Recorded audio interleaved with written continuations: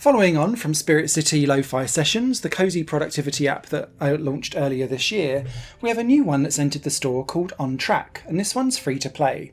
Its scope is much smaller though, so you need to weigh up whether or not this is going to be worth your time investing in because it is extremely streamlined or not very feature rich, depending on which side of the fence you fall on.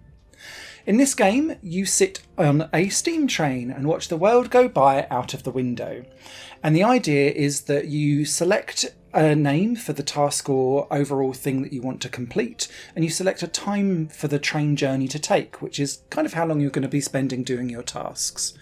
Once in, the train departs very cutely with a train whistle and you watch the world go by, and some of that aesthetic outside is changeable and tweakable on some settings.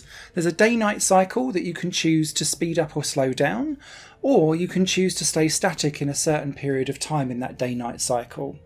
You can also turn on and off some lo-fi chill beat music, or do some volume sliders on indistinct train chatter noise, the chugga-chugga of the train going forward like a steam train, or you can turn on and off some white room noise depending on how ASMR-ish you want your experience to be.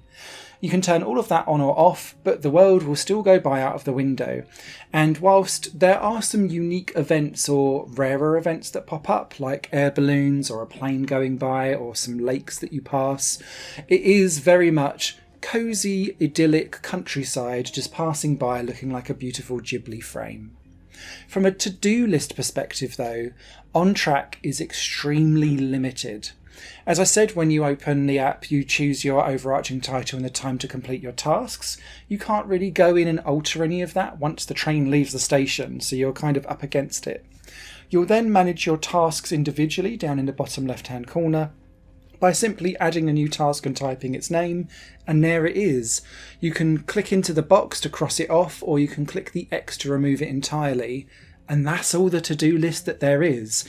And if you're looking for something that's streamlined, Notepad is less sexy, but it does exactly the same thing. There's no gamification here, there's nothing that runs from session to session, and it feels like that's something that the developer might want to look into if they want to make this more of a worthwhile returning experience, because so far I've kind of akined this to playing YouTube screensaver videos, and my example of that is when it comes up to Christmas, I always put on a cozy log fire, a YouTube video on my TV monitor, because you get that firecrackle noise and there might be some Christmas music kind of playing indistinctly in the background, and that's cool because it sets a vibe. And this does the same. Does it really help with your productivity?